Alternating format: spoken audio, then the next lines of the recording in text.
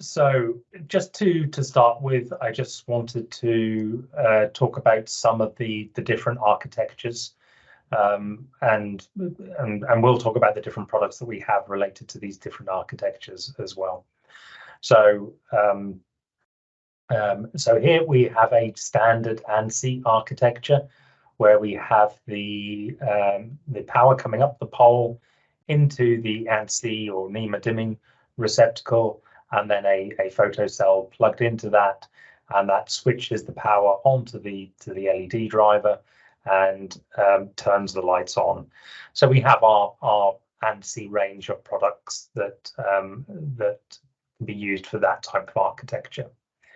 Then, like I said, I sit on the Xarga committee and responsible for Book 18. So back in 2017, we released the Endurance S connector, which is the Xarga Book 18 connector, which has this type of architecture. So here we're talking about a D4i driver that is permanently connected to the live and the mains, and then the DALI bus and the 24-volt rail is connected to that interface, and Xarga control devices can be plugged into that.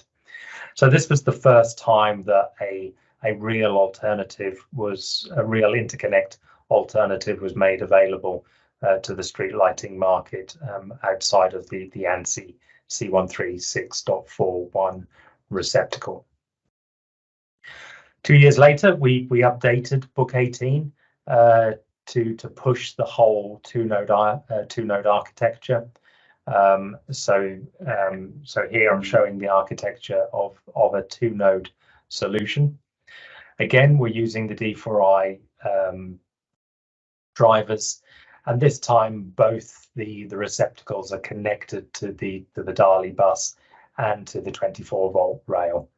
So these Xarga D4i control devices can be connected, can be powered from either the DALI bus or from the 24-volt rail. Then edition 3 of Book 18 was the hybrid two-node architecture. So this was using an ANSI receptacle on the top and a Xarga receptacle on the bottom. We never disallowed the use of an ANSI receptacle in this way, but we never gave instruction to the likes of yourselves on how that wiring should be done. So it's like I said, it's a hybrid. So we've got a hybrid wiring architecture here. So we have the live and the neutral coming up the pole again, and the live again is connected onto the ANSI receptacle and is routed through the control device. But for this control device to be a Xarga D4i certified device, this has to be a permanent pass-through, so that the driver is still powered 24/7. The reason for that is because of this second interface, and control devices that are plugged into that, or sensors that are plugged into that, may be needed to be powered 24/7, not only during the dark period.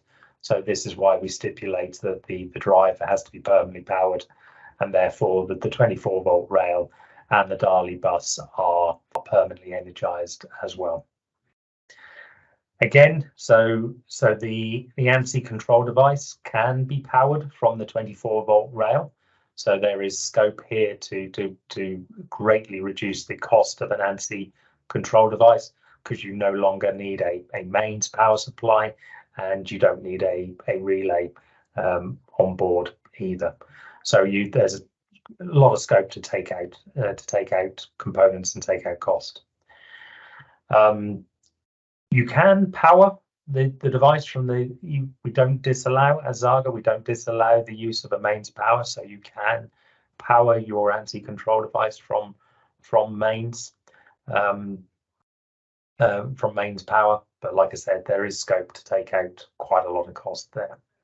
And just the last slide here on the different architectures may not be relevant for yourselves. So this is a Z10 architecture. This is mostly for the North American market. There's discussions ongoing within ANSI about the use of the Xaga interface and how that would be used. But we have a keyed version of our Endurance S that we use for all applications that aren't Xaga Book 18. But like I said, we're in discussions with ANSI at the moment about using this keyed version for 0 to 10 volt control. So this may be for stuff like high bay lighting, may be used in street lighting, but I think high bay is probably more likely, where we can power the sensor, the control device from the auxiliary supply of a driver, and then dimming controls would be done by 0 to 10 volts. All right, moving on to product stuff. Generally today, we're just going to talk about things that new stuff that we've released over the past 12, 24 months. And one such product is our Endurance N with N dimming receptacle with integrated seal. So this is a ANSI C136.10 .41 backwards compatible device. Has the same interface, the same sealing foot surface, but what we've done is add an integrated seal. So traditionally, ANSI dimming receptacles all had separate gaskets that your operators needed to apply and try to align the holes. And now we're using 2K molding to mold the seal actually onto the receptacle. This speeds up your assembly process, gives you manufacturing efficiencies, but also improves the ingress protection as well. A few parameters here on the device. So it's got the same electrical parameters as the standard ANSI product. So the power contacts are rated at 15 amps and 600 volts, and the signal contacts are rated at 1.5 amps and 30 volts. They use the standard ANSI wire gauge sizes, which I know can be an issue in Europe with our drivers that use terminal blocks. We have a further solution for that, and I'll talk about that later on in the presentation. These are just the part numbers, so we'll share this presentation material, so you'll have these references for the part numbers later on. Then we've got our Endurance N Plus base dome and shorting cap. So this is carrying on the theme of integrating gaskets into the control devices. So like I said, we're carrying on the theme of integrating the gaskets into our product. So what we've done here is we've taken an ANSI control base, and again we are 2K injection molding an elastomeric seal onto the device. Again, this is to improve ingress protection. You know, ANSI, the NEMA receptacles, they do have a little bit of a checkered past with ingress protection, and this is because of sort of baked-in requirements of the standard. So what we're trying to do is still comply to the ANSI standard, but make changes to improve things like the sealing. So here, rather than using the traditional foam gasket that you're relying on sealing over quite a large area, here we've got a bead gasket that applies pressure onto an edge so that you get more even pressure, and this edge is inside the mounting points of the it's on the inside of the mounting points of the dimming receptacle. So gives integrated, so gives improved performance there as well. We've got a full range here of 3 position, 5 position, or 7 position. So this is with 4, 2, or no signal contacts. And then also have an optional vent to allow the device to breathe for reduce condensation as well. It is a standard, but we have different part numbers for with the vent and without the vent. So if we look at the list of part numbers here, we've got versions with the vent and without the vent. And this is because, you know, we have different customers that have different beliefs on what you need to do with a control device to stop condensation building up inside of them. Some customers believe that you should allow the device to breathe and for the pressure to equalize. Others believe that you need to hermetically seal and not pull any moist air into your device that could cause condensation. So TE doesn't have a position on it. We recognize that both solutions work, so we offer both options. What we've done here as well is we've taken that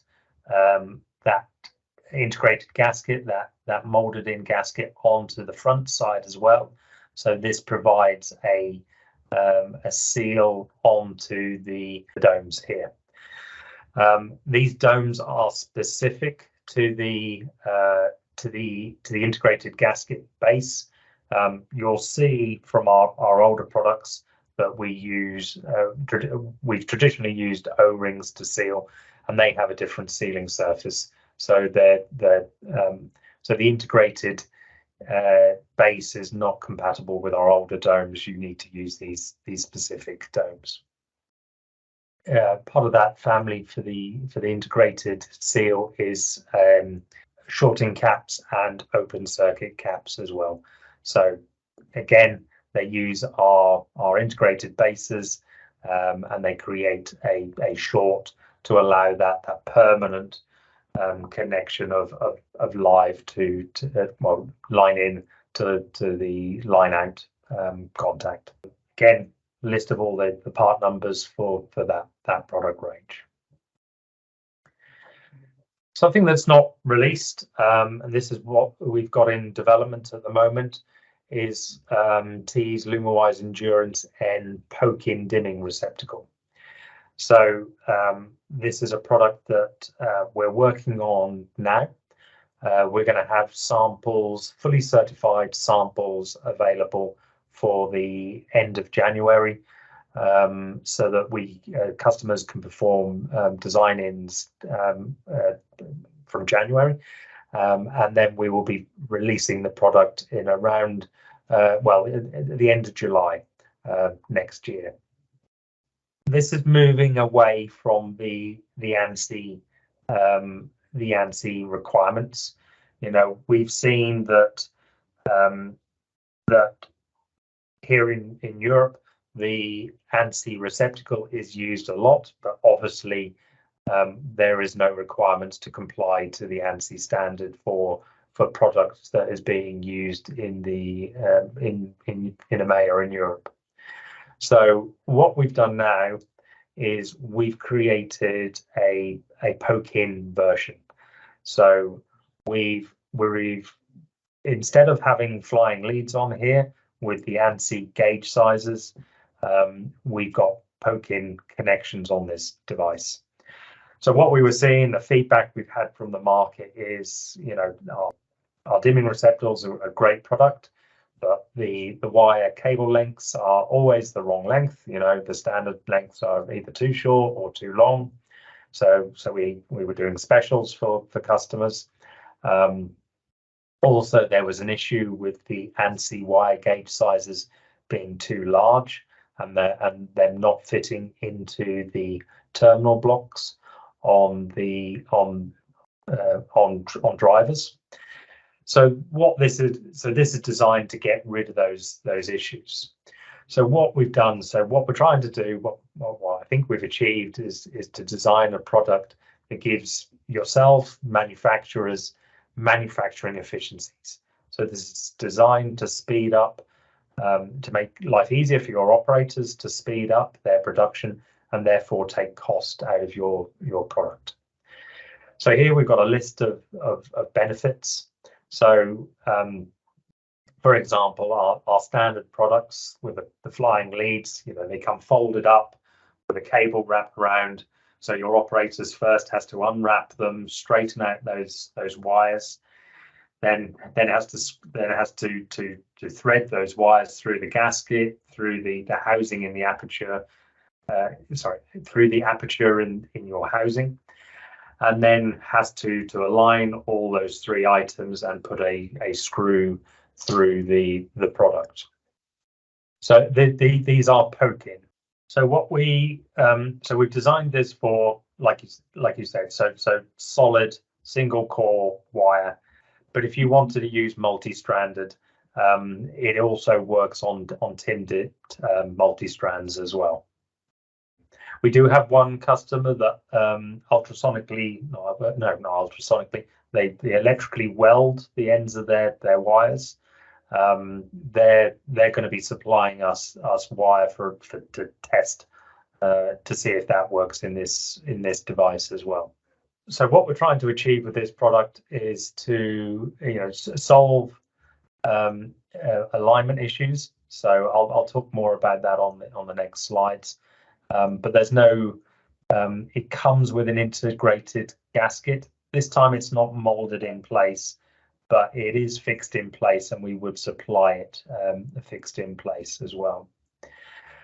What we see is that most tenders are for 7-position dimming receptacles, but position 6 and 7 aren't actually used for anything. So you have the issue of having to cut off those extra wires and then terminate them safely in some way. The end user believes that they're future-proofing their luminaire by specifying the 7-position terminal, but as a manufacturer, it gives you issues of what to do with those 6 and 7. So now all you need to do is not populate those positions with wires. So it saves waste, so more sustainable, and again is a manufacturing efficiency, should speed up your production line as well. So now the wires can be wired directly from the because we're using smaller gauge wire, these can be wired, the dimming receptacle can be wired directly to either the power entry block, terminal block, or directly to the driver. You don't need to do any interstitial cabling. We've seen customers generally having to do other interstitial cabling to drop the wire gauge size down so that they would fit into the terminal blocks on the driver. So you should be able to save money on extra cabling and extra connectors that are no longer necessary in the device. What we've also done is that you'll see now the top surface doesn't have that through mounting hole. That is recognized as an ingress, a water ingress point. So what we've done now is just removed that, and what we're giving you is blank blind mounting holes. So to fit this onto a casting, you screw in Plastite screws from the inside, and they will thread form into the plastic and mount the dimming receptacle in place. So you'll have a manufacturing efficiency. So this will be easier for your luminaire, for your operators to fit to the luminaire, because all of their operation can be done from inside the luminaire. So there's no trying to put a bolt in from the outside and then thread it in. It can all be done from the inside. And then also what we're suggesting will happen is this will narrow your supply chain as well.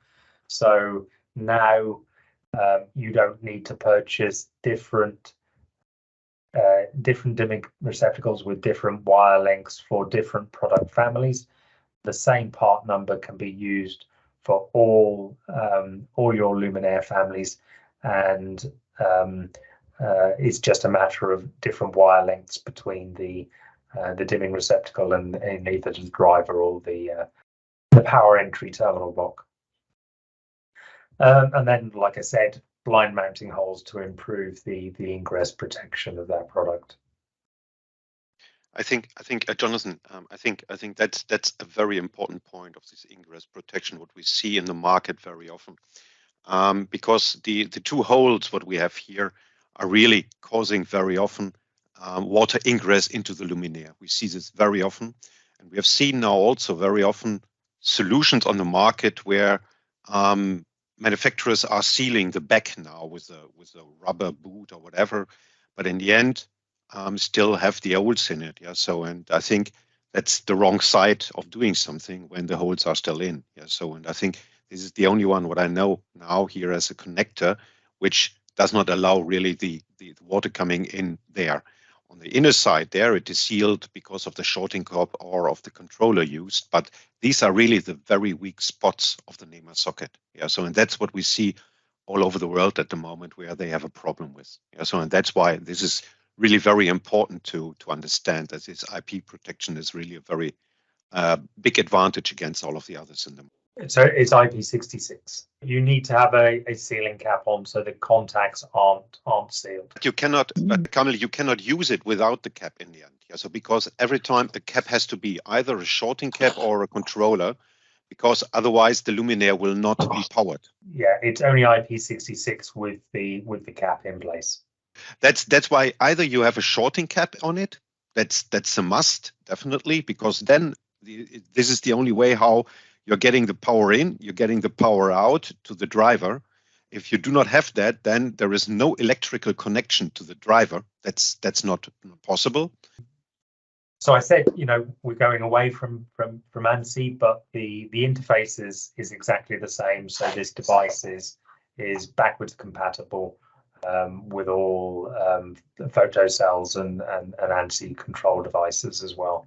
So power contacts are all in the same place, signal contacts are all in the same place. Like I said, we've got this seal. It's not a molded in seal, but it is integrated, so it's fixed in place, and we deliver it to yourselves with this gasket in place. So again, it's an operation your operators don't have to do. It's a cost saving that you can make, you know, from that manufacturing efficiency as well. All the contacts, power and signal, are poke-in, and I'll talk more about the wire gauge sizes on coming slides. But these are releasable as well. So there is a small 1 millimeter diameter wire you can push into the hole, and it will release the contact. You know, this is for, you know, if there is a wiring mistake made on the production line. What we've tried to do is add features on here to try and prevent mistakes on your production line. So, for example, the gasket is this nice blue color. So if an operator is trying to align the mounting holes through holes in your casting, they can see the blue gasket will show up quite clearly through the hole, and then they can position it over the hole. We've also added on these arrow indicators to indicate to them where the mounting holes are, and that's to speed up that whole process as well. We've also put a flat in, so if you have the option to cast in a flat, you know, it will make the orientation, the alignment of it even faster. We've made You know, if you look at our standard products, they're all black in color. What we've done now is this back section here is we've made that gray, so it's higher contrast and it makes it easier to see the markings. So the live in, live out, neutral, and then the signal contacts. But regarding the signal contacts, what we've also done is we've put these two little raised indicators here, and that's to signify which are the DALI contacts as well. So again, just another aid for your operators, just trying to make their life easier. Making their life easier, speed things up, and then, you know, gives you those manufacturing efficiencies as well. Wire gauge sizes. So the power contacts, sorry, the wire gauge size for the power contacts is 0.75 square mil up to 1.5 squared mil. Like I said, we are solid wire. Most of our customer bases is using solid wire for wiring, but if you want to use multi-stranded, then solder dipped works as well. The signal contacts, because we've been a little bit limited on space, they've got a different wire range from 0.5 millimeters squared up to 0.75 millimeters squared. So we do have this sweet spot of 0.75 square mil that works on both the signal and the power contacts.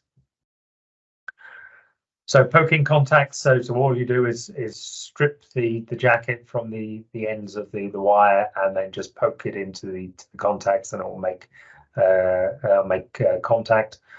The requirements I gave for our engineering department for the pull-out force was 50 newtons, and I believe they're getting closer to 60 newtons for the pull-out force for these contacts. So yeah, I've been super pleased with what they've been able to achieve there.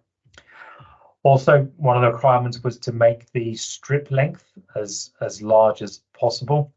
I spent a very joyous afternoon just trolling through data sheets of different manufacturers' drivers and understanding what their strip length was for their drivers.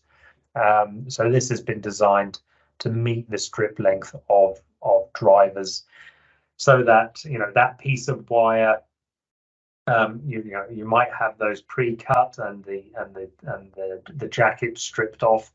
What we didn't want to do is implement something where we're polarizing that length of wire. You know, one end of the wire would only fit in the driver, and the other end would only fit in our terminal block. So what we've tried to do here is match the strip length to the strip length of the drivers, so that length of wire is not polarized.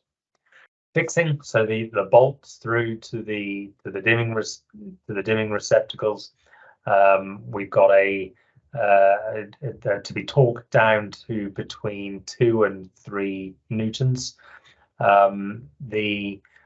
This edge here acts as a mechanical stop, so you can't overcompress the gasket. But going over this 3 newtons, there is a risk of stripping threads, as with any bolt. We've seen that it will work up to 3.3 Newton meters, but that is an absolute maximum. So our documentation will talks about a recommended value of 2 newtons to 3 newtons.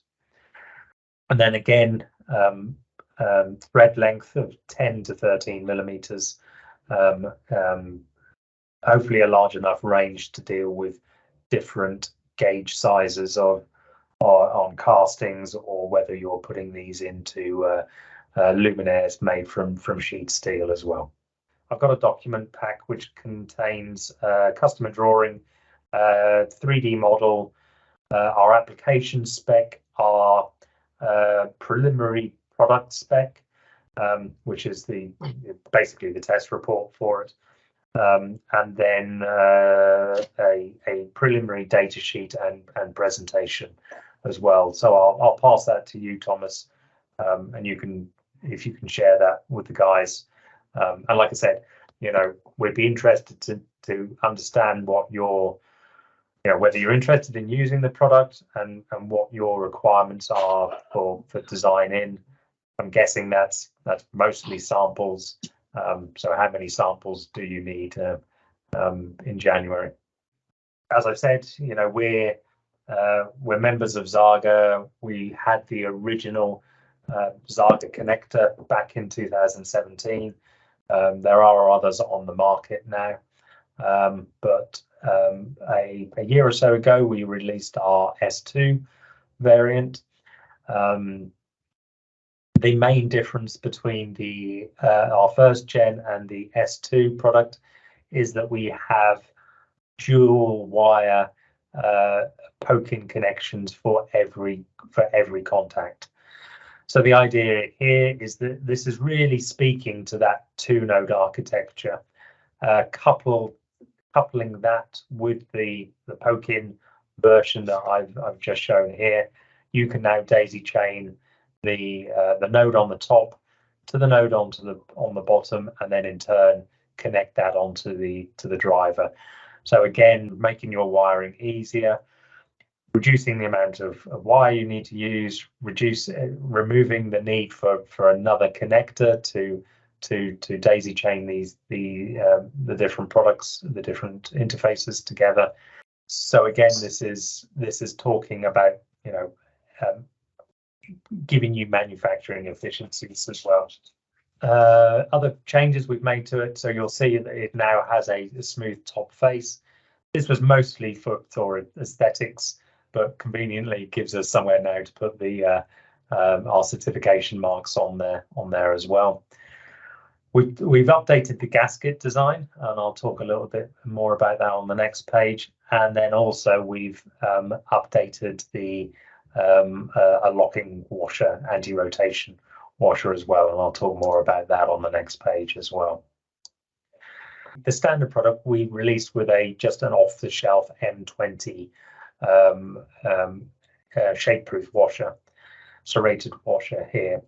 But what we saw, the issue was because the castings weren't very tight tolerance, that those serrations would fall inside the aperture in the casting, and you wouldn't get the performance, you wouldn't get that anti-rotation or the shake proofness. So the first thing we did is we put these serrations on the outside, so they're now biting into the casting away from the aperture, and they're also really quite sharp as well, so they do a nice job of biting into the casting. I recommend you move it straight over to the S2 product, and that will solve that issue. This custom washer comes with the flat and with the keyway on there as well, really doubling down onto that anti-rotation feature.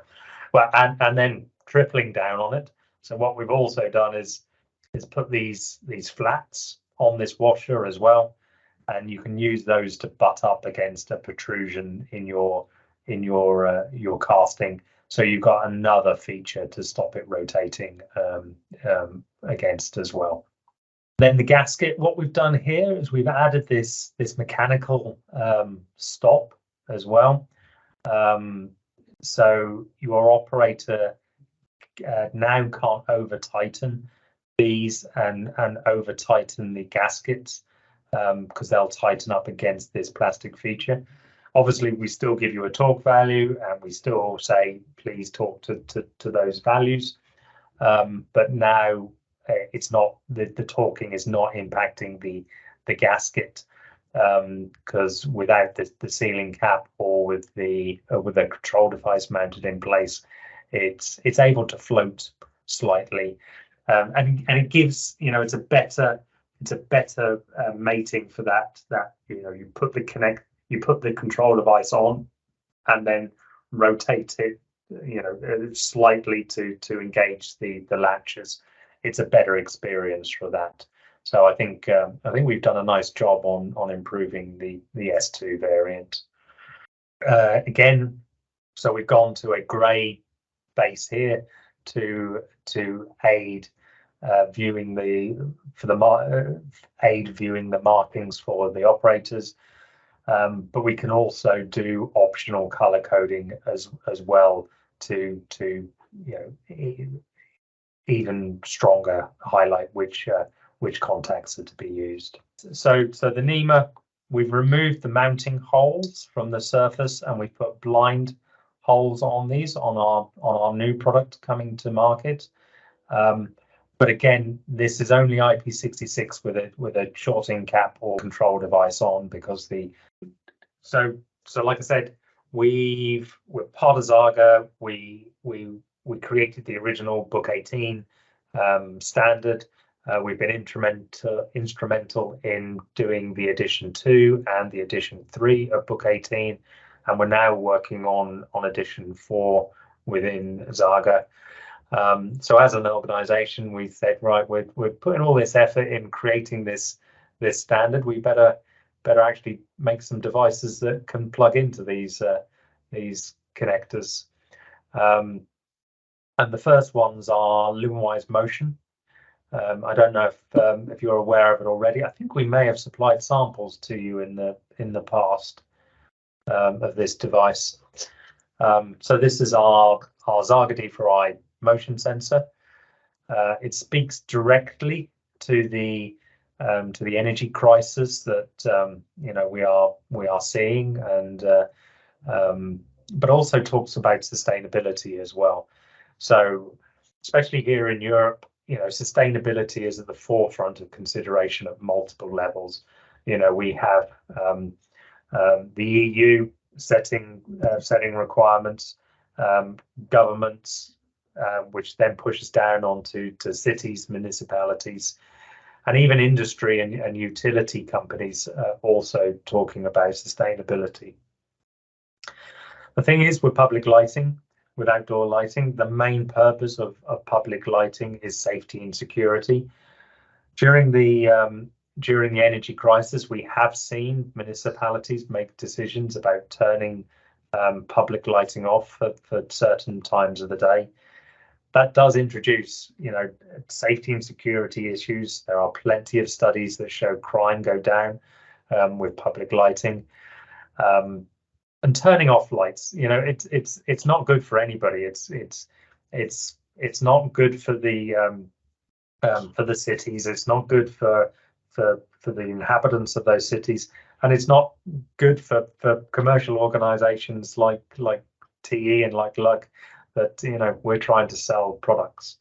So the message we're going to the market with is, what about to increase the functionality of your street lights? Don't talk about turning them off. There is legal issues with doing that. If there is an incident that happens and a municipality has turned off lighting, they potentially could be liable for that. So what we're saying is, with a motion sensor, you don't need to compromise. You can reduce the energy consumption, but you're also providing that public lighting. So with a motion sensor, you dim the lights down when there's nobody around. We don't recommend turning the lights off. We can do that, but we don't recommend that. We recommend dimming them down to a low level, and that's because if a pedestrian sees an area as in darkness, they're less likely to go into that space. If they see that it's lit, even at a dim level, they're more likely to go into that space. But once they see that the lights will then turn on, will react to them, will turn on, and will come up to full brightness, they're going to feel perfectly comfortable in that space as well. So this is what we've designed LumenWise Motion to achieve. And like I said, with a motion sensor, you don't need to compromise. You can have energy savings, but you're still providing that main purpose of public lighting, which is safety and security as well. So features, benefits. So I'll speed up. So it's a fully certified Zaga D4i ecosystem certified product. So it will work in a Zaga D4i ecosystem, and it will work. So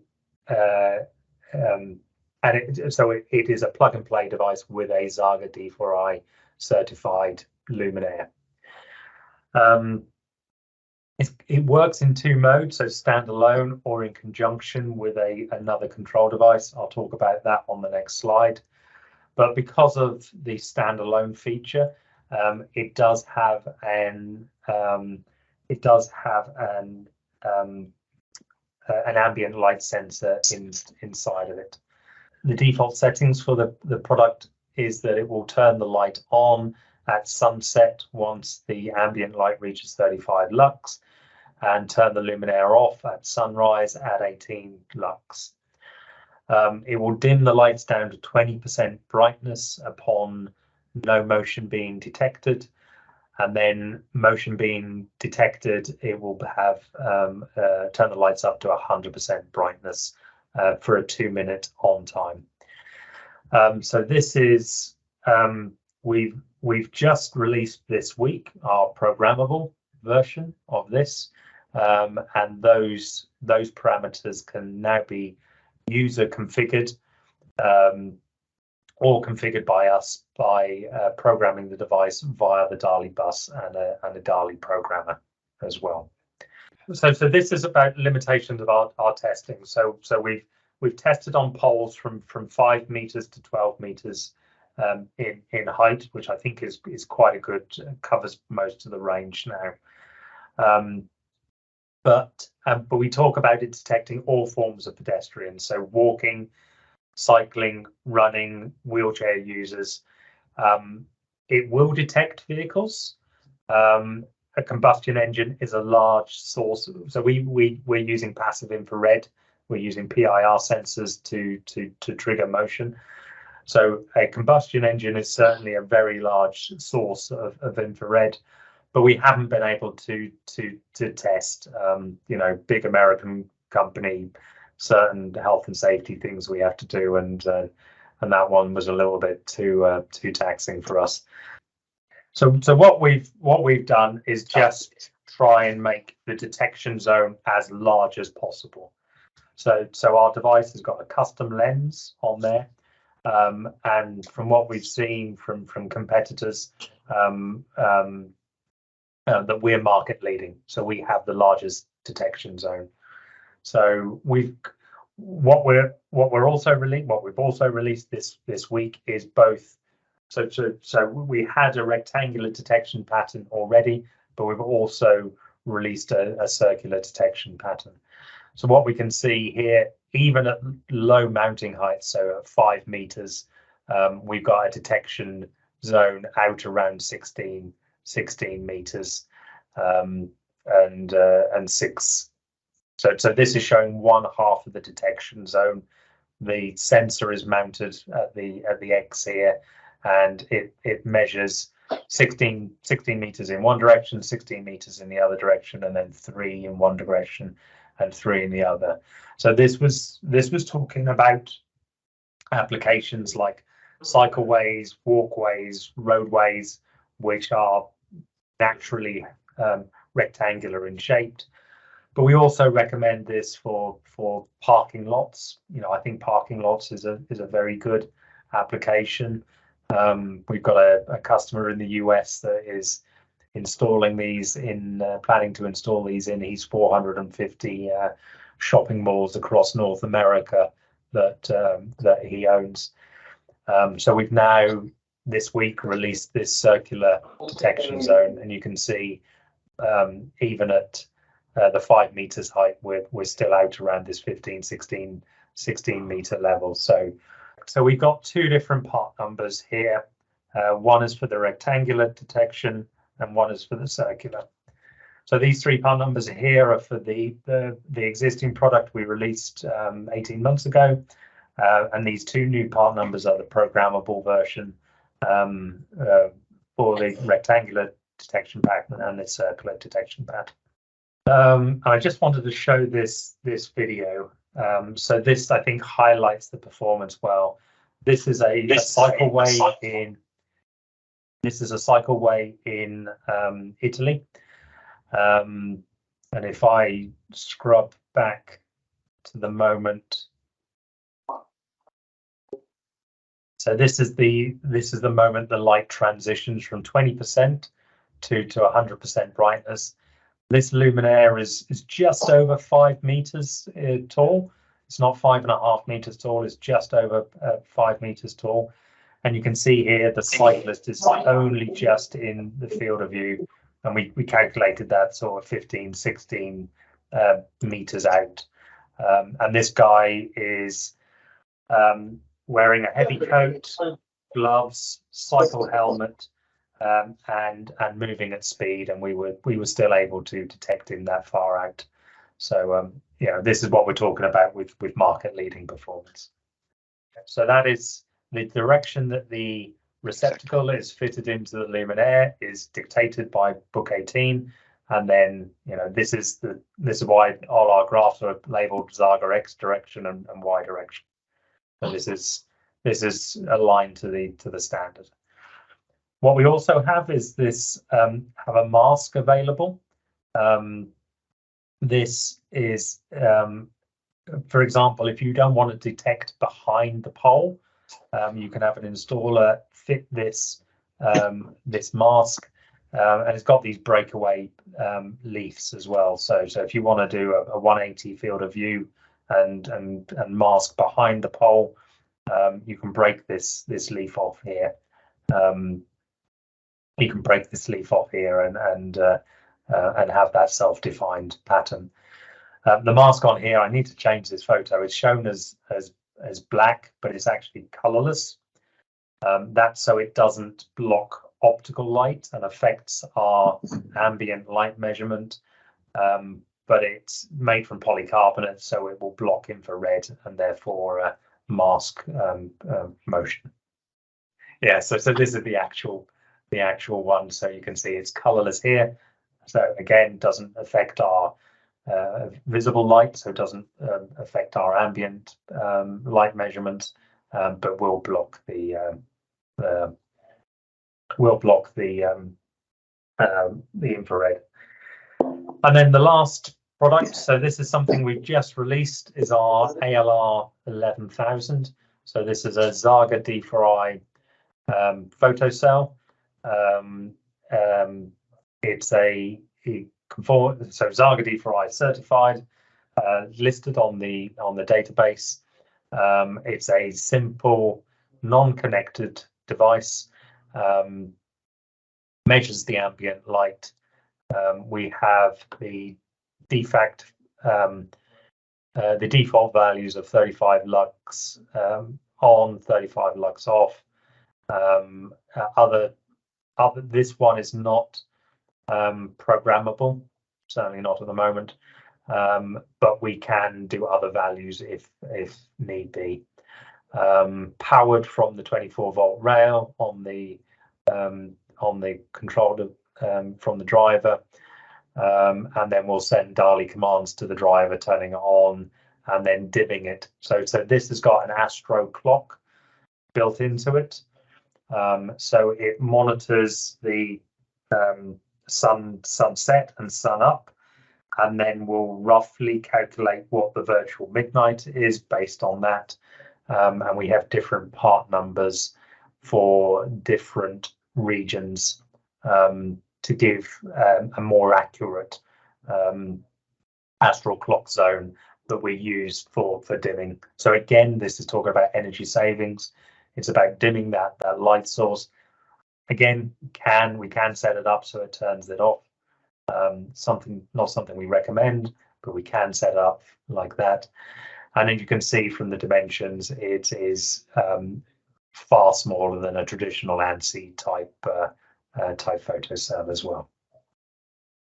So our LumaWise Motion is a Type B device, and it's a true Type B device.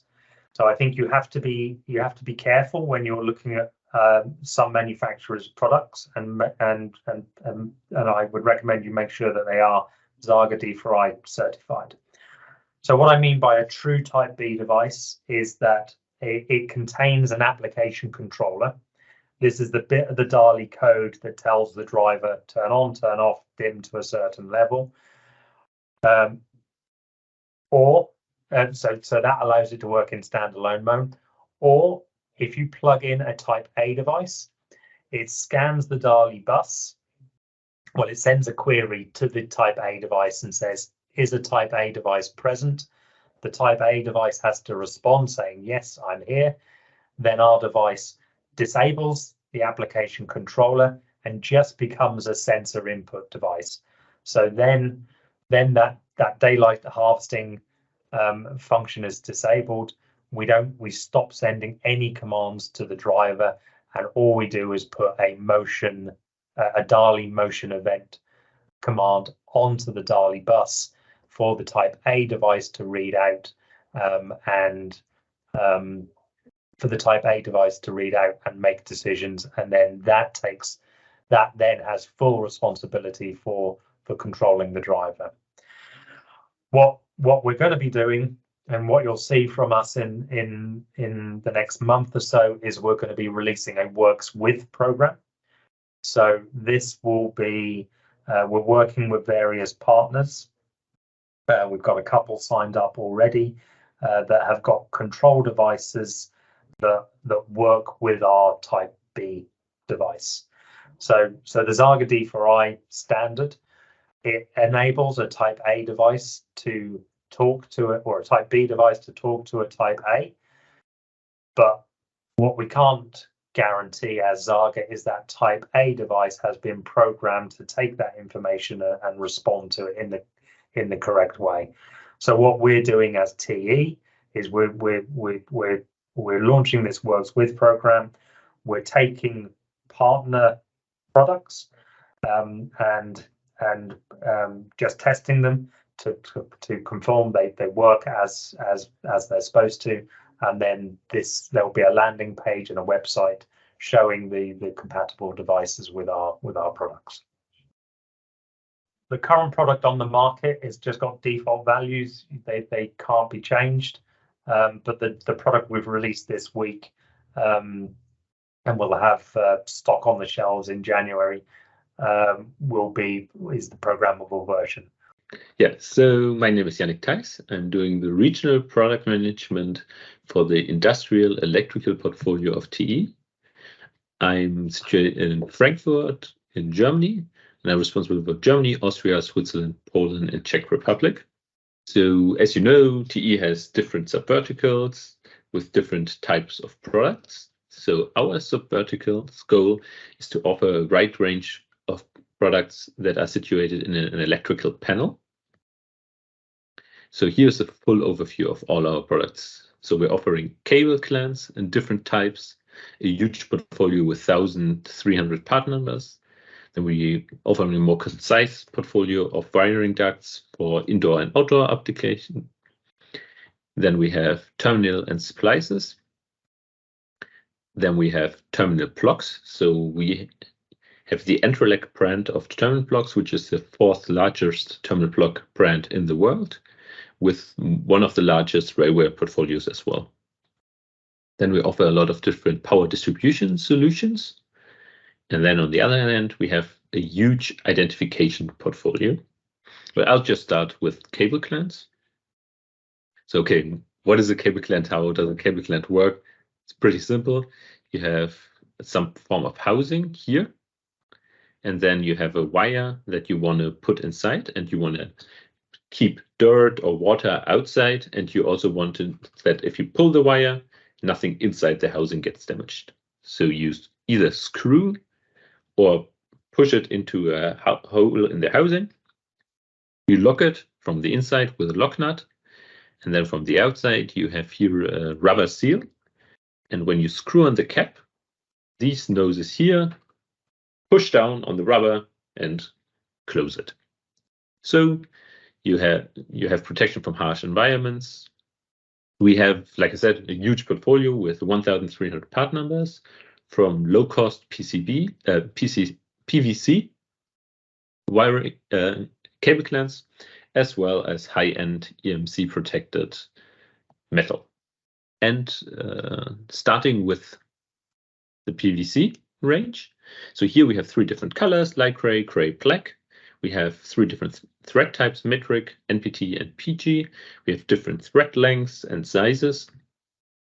We have IP86 dust and water protection, and they're just basically two packaging ways. So you can either buy them with the lock nut or without, and buy the lock nut separately. So depending on how your assembly line likes to work, some people like to have 2 boxes, some people want to have 1 box. And then, because now more and more applications also have a RG45, and there the issue is these cables often come pre-assembled, so they won't fit through a cable clamp. So here we have a genius simple solution, and that is we put a slit in the rubber seal. So now you just can click it in, and then through an M20 or M25, just push it through and screw down, and you maintain all the same dust and water protection. We tested this, but with the advantage of not having to assemble the wire afterwards. Then, because a huge topic with a lot of stuff nowadays is saving on assembly time and saving on space, these are, like, in our part of the industry, most important right now, we have snap-in cable clamps. So the big advantage here is you can snap them in and you just tighten from the outside. So you save space on the inside, because if something's very close to the housing here, that's no issue. And you save a lot of assembly time because you just need to screw down from the outside. The only disadvantage with this is they are very difficult to remove. So we have an extra tool in every box to remove them, but you really need to press down. So if you like install and uninstall them sometimes, then a classic cable clamp might be better. And then we have a lot of ventilation plugs with different membranes, like hydrophobic and a lot of different ones, or just a simple opening in different sizes. And we also have these as snap-in, so you don't need to screw them in, you just click them in and you're done. But then if you have more water in the housing, we have drain plugs as well. Then for harsher environments, we have metal cable clamps, also again 3 sizes, lots of different length, different thread types, also again water resistant and nickel plated, and also in the RG45 variant we just talked about, and with lock nut or without. We have EMC protected cable clamps. We have low cost and high end. This one is much more vibration proof, but also and can move the wire inside more easily, but it's more parts. And we have this also with a certification for railway. Here you have springs inside that contacted. Then you can also buy, if you transport it and have an opening, you can buy plugs for the cable clamp, or here, if the cable clamp is not installed yet, then we have high-end stainless steel range, which I will skip for now. And then we have low-cost cable entry plates here, and more expensive but modular cable entry plates here. That was a very quick overview. So now I'm going to skip, because we only have 5 more minutes left. I'm going to go to our identification portfolio. So identification is a huge portfolio at TE with thousands upon thousands of part numbers. So what is in our product scope and what makes TE Ident special is we have the full control from acquiring the raw material to making the material that's printed on, for example, a piece of tubing. Then we also have the same for the printing ribbon that prints on top. We have the software in-house, and we have a strong printer partnership with specially modified printers for us. So every part of the printing process is made by TE. And we have experts in the field that come visit you and help you set up your printers as well. So if you have an issue with the printing quality, you don't go to the manufacturer of the material and they go to the manufacturer of the ribbon and they say, is your printer correct? And they say, go to the software company. So you just have an issue, you come to us, and we're responsible for making sure your printer quality is up to standard. Our portfolio is focused on high performance products, for example, like you said, for heavy outdoor use or resistances to chemicals and so on, and not for like a paper label for a packaging box or something. So we can mark a lot of different things. We can identify cables with heat shrink tubing. We can offer this as ladder format or continuous. We have tags. We have wraparound labels that self-isolate. So they have a transparent part and wrap around. So they're very resistant and they don't go yellow over the years. We have flag labels like you have, for example, in home on your lighting or something. We have wire markers and we have click-on markers, which are used in telecommunication. And then for equipment, we have all different types of labels, sizes, and also we offer custom labels to our customers. We have for metal panels, for piping, we have PCB labels that are resistant to the soldering process. We have void temper labels like you have on the front of your car, for example, or on the back of your laptop. And we have safety and electrical signs that come pre-printed and ready to go. And here are some examples of custom projects we did with our OEM customers. So for a custom project, we can work with any application, any printing technology, colors, surface constraints, environmental conditions, operating temperatures, and materials, just based on what you need.